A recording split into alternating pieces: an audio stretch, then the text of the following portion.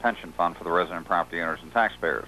It is written in stone that the principle of operation of this fund, and you get together with a few financial planners and some of the top investment banking groups to write a prospectus for that city, county, or state, having a guideline for phasing out all forced taxation and having the local government operate from that fund, okay? You have the ability of phasing out all taxation in that city, county, or state, and under good, prudent financial management, providing a surplus there whereby the local residents and property owners get a dividend return on top of no forced taxation. It can be done all across the country. What is required at this time is to get a model up on the playing field. Target one city, one county. County would be better, because if you pass it on the county level, every city within that county becomes subject to following the principle of operation of the restructuring under the authority of the will of the public. Now, Walter... And he said, this is a massive structure, Walter. How can you possibly implement it? It would take so much time. And my response was, it's already been done. Now, Walter... government pension funds generated $4.3 trillion last year. That's more than all forced taxation in the country. Now, Walter, before we get back into the solution, I want to remind people of the fact that not everyone in government is even aware of this. In a county, in a city at the lower level, who are the players that have to be aware of the full nature of the constructive fraud of this organized crime syndicate? Your city manager is going to be aware. The treasurer of a state will be aware. The auditor general of the state will be aware. The investment banking groups, they're quite aware of the resources. They're constantly bidding to get the money to manage.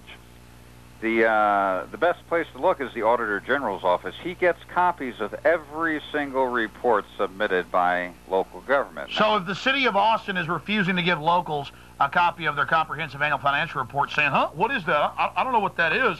I never heard of those. Yeah, you can call the Auditor General's office and they'll say, well, I'll use an example. I'm making up a name here, but Jim Miller produces this for the CPA firm of Smith, and Barney, and their address is, and their telephone number is, and they've prepared the report for the city of Austin for the last 5 years.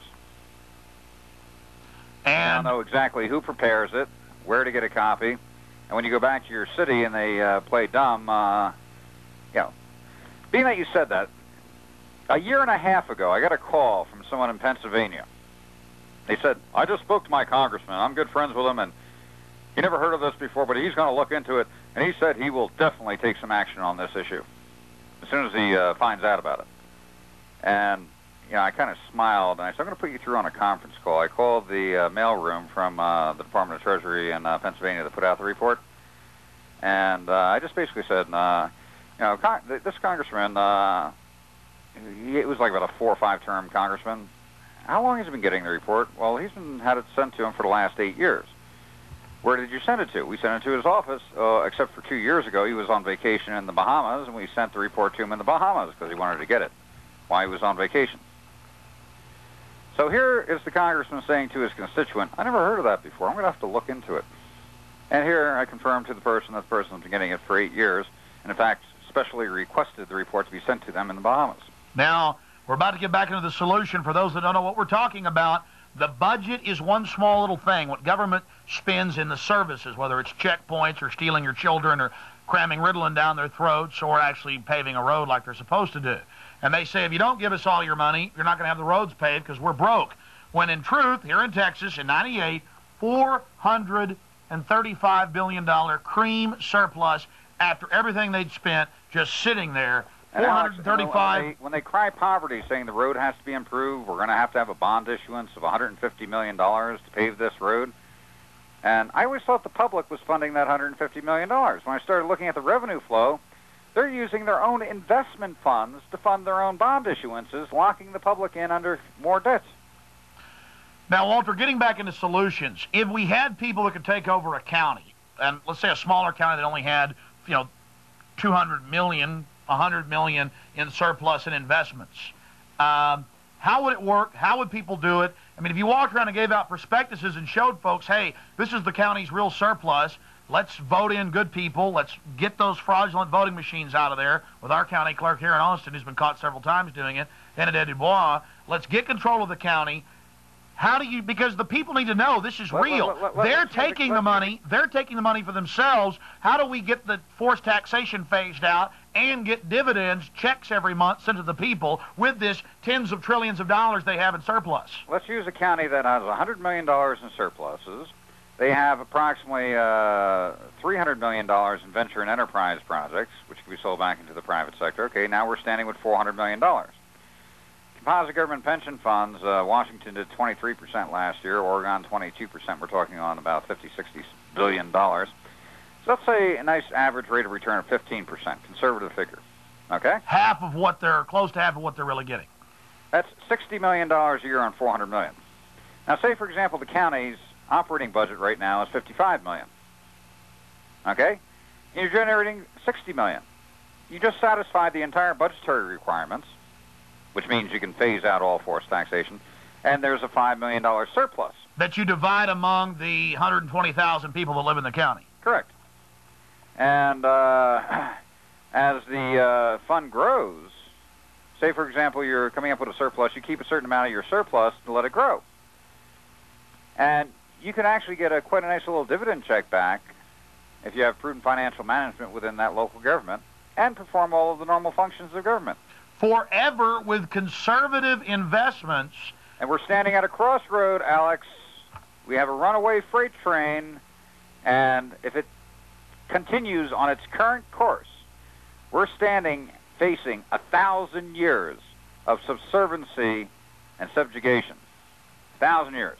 Yeah, these empires are militarizing, building prisons, county cities, the feds here in Austin, the states. They just built a $93 million justice center. You can't get into it. The stairs aren't for your use. There's one elevator, lines of people, cops with submachine guns, black uniforms, combat boots, barbed wire, prisons everywhere, armored personnel carriers, cameras, microphones hanging out of the trees. They're militarizing against us. And why are they doing that? They're protecting the empire. I mean, the Roman Empire did the same. Every empire that's ever existed on this planet has done the same. They use the populace. The populace revolts or objects. Then they get more strong-handed with the populace. In fact, what they do is, if the populace objects, they will take more revenue from the populace to make the populace weak, so they cannot object. And currently, right now, I hear people screaming all over the country. They're being raped financially, losing their houses, their jobs, everything else, and being threatened with being put in jail if they don't pay the extortion tariff. Yeah, I know people in South Austin who are retired, who have like maybe $30,000 in the bank they saved. They have nothing. They have one old car that barely works, and the IRS says, hey, you owe us money. Well, no, I don't. We don't want your receipts. Give us $10,000 now and we'll leave you alone. Oh, we're just taking your house. They have a heart attack. Then they get it all. I mean, and it's in the name, well, we gotta, pave the roads and gotta have defense. Well, the course in the road right now, the other path is 1,000 years of prosperity. The true meaning of the word millennium. We're at a crossroads.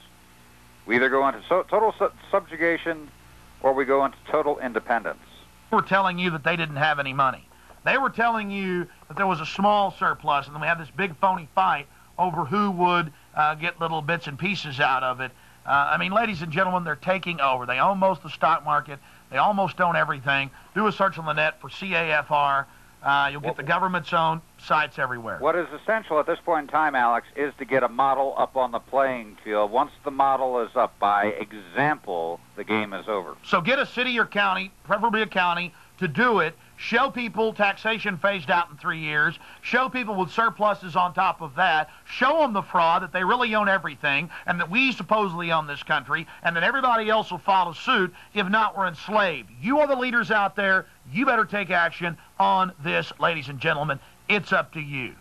Thank you for joining us, Walter Berian. And then there's the government always telling you, turn in your guns, everything's going to be fine, everything's going to be wonderful.